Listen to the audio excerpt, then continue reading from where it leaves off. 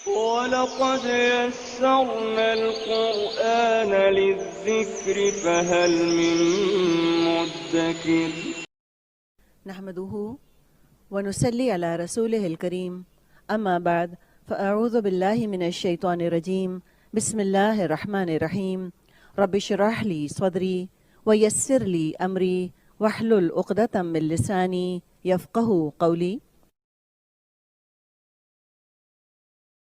وہ اور یکلمو وہ کلام کرے گا الناس لوگوں سے فی المہدی گہوارے میں، فی پلس المہد، میہاد آپ نے پڑھا ہے، آپ کو اس کا روٹ بتایا تھا میم ہا دال۔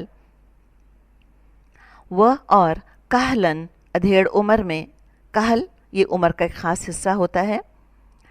وہ اور من الصالحین صالحین میں سے ہوگا، من پلس الصالحین۔ نحمده ونصلي على رسوله الكريم اما بعد فاعوذ بالله من الشيطان الرجيم بسم الله الرحمن الرحيم رب اشرح لي صدري ويسر لي امري واحلل عقدة من لساني يفقهوا قولي رب يسر ولا تعسر وتمم بالخير اللهم اني اسالك علما نافعا ورزقا طيبا وعملا متقبلا يا مقلب القلوب ثبت قلبي على دينك آمین اللہم آمین۔ السلام علیکم ورحمۃ اللہ وبرکاتہ۔ اللہ سبحانہ و تعالیٰ کی توفیق اور اللہ تعالیٰ کی رحمت کے ساتھ ہم اپنے لیسن سورت آل عمران کی آیت نمبر 46 کا آغاز کریں گے، اس نیت کے ساتھ کہ اللہ سبحانہ و تعالیٰ اسے ہمارے لیے پڑھنا، اس پر عمل کرنا اور عمل کے ساتھ اسے دوسروں تک پہنچانا آسان کر دیں انشاءاللہ۔ اور جیسا کہ ہم نے پچھلے لیسن میں دیکھا، ہم نے آیت نمبر 45 سے 43 تک کا مرکزی خیال بھی دیکھا کہ ہم اپنے اس لیسن میں کیا پڑھیں گے۔ ہر بار بتانے کا مقصد یہ ہوتا ہے کہ ہر آیت کے ساتھ ہمیں آیات کا جو ربط ہوتا ہے اسے سمجھنے میں آسانی ہو جائے۔ ہم نے آیت نمبر 45 سے 63 تک کیا پڑھنا ہے کہ حضرت عیسیٰ علیہ السلام کی حقیقت پر بات کر رہے ہیں، معجزے اور کرامت میں فرق دیکھیں گے، حضرت عیسیٰ علیہ السلام کا آسمان پر کیسے اٹھائے گئے اس کے بارے میں بات کریں گے، مرد اور عورت کا تنہا بیٹھنا اس پہ بات کریں گے، یہود کا حضرت عیسیٰ علیہ السلام کے ساتھ بغض اس پہ بات ہوگی، اور اس کے ساتھ ساتھ ہم اپنی اصلاح کے جتنے بھی پوائنٹس ہوں گے وہ انشاءاللہ ہم لیں گے۔ اللہ تعالیٰ سے دعا کرتے ہیں کہ اللہ تعالیٰ ہمارے لیے اسے پڑھنا آسان کر دیں، عمل میں لانا آسان کر دیں۔ لیسن کو دیکھ لیتے ہیں، آیت نمبر 46 کو اللہ تعالیٰ فرما رہے ہیں، بسم اللہ الرحمن الرحیم وَيُقَلِّمُ النَّاسَ، اور جب کہ وہ ماں کی گود میں ہوگا تو لوگوں سے باتیں کرے گا، اور جب وہ ادیڑ عمر کا ہوگا تو نیکوکاروں میں شامل ہوگا۔ یہاں پر دیکھیں المہد یعنی کہ زمین بھی ماں کی گود کی طرح، یعنی کہ مہد ماں کی گود کو کہا جاتا ہے۔ وَقَهْلًا کہولت کی عمر یعنی کہ 40 سال کی عمر۔ سورت مریم میں حضرت عیسیٰ علیہ السلام کا کلام آتا ہے، اور آج کے عیسائیوں کے عقائد کا توڑ سورہ مریم میں آتا ہے۔ سورہ مریم کی آیت نمبر 30 سے لے کے 33 تک کا ترجمہ دیکھتے ہیں، اللہ تعالیٰ کیا فرماتے ہیں۔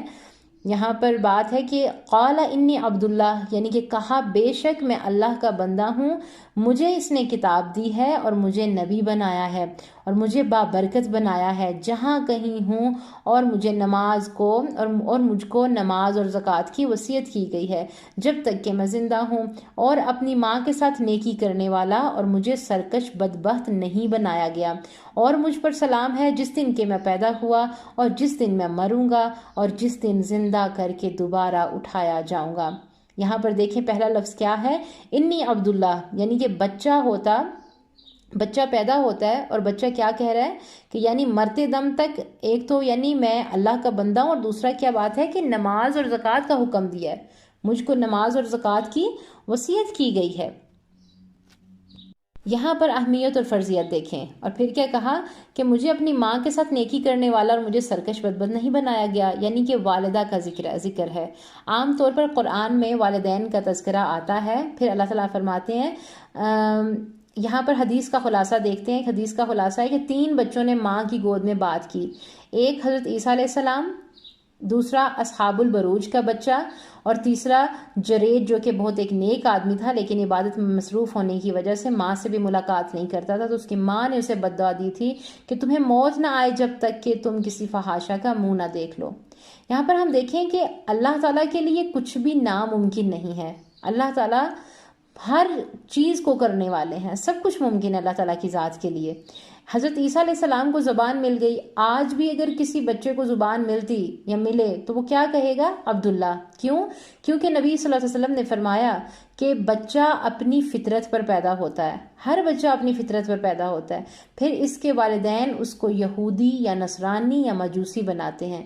معلوم ہوا کہ والدین کی غلط تربیت بچے کو بگاڑ سکتی ہے۔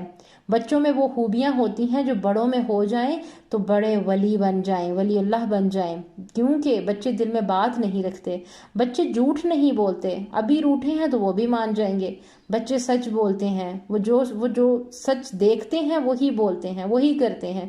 یاد رکھیں ہمارے بچے تو چلتے پھرتے ہمارے سامنے خود کے ایک ٹیچر ہیں، ہمیں تو خود ان سے سیکھنا چاہیے۔ بچوں کے اوپر اگر ہم غور و فکر کریں تو بچپن میں کتنی چیزیں ایسی ہوتی ہیں کہ اگر ہم وہ عادات اپنے شعور میں عمل کے ساتھ اسے لے کے اپنے عمل کے ساتھ آگے بڑھیں تو یقین کریں ہم کتنے اچھے انسان بن جائیں۔ یہ کیا ہے کہ ہم خود بچوں کو جھوٹ بولنا سکھا دیتے ہیں، بچوں کو معصومیت پر رہنے دیں، فطرت پر پلنے دیں۔ حضرت عیسیٰ علیہ السلام نے اپنی ماں کی بے گناہی ثابت کی، ماں خود چپ رہی، بچہ گواہی دے رہا ہے۔ آگے فرمایا کہ کہولت میں بولیں گے، یعنی کہ 40 سال کی عمر میں بولیں گے۔ 40 سال کی عمر میں، یہاں پر ادیڑ عمر میں کلام کرنے کا مطلب بعض نے یہ بیان کیا ہے کہ جب وہ بڑے ہو کر وحی اور رسالت سے سرفراز کیے جائیں گے، اور بعض نے کہا ہے کہ آپ کا قیامت کے قریب جب آسمان سے نزول ہوگا۔ مفسرین کہتے ہیں کہ حضرت عیسیٰ علیہ السلام کی عمر مبارک 33 سال کی تھی جب وہ اس دنیا سے چلے گئے تھے، اٹھائے گئے تھے۔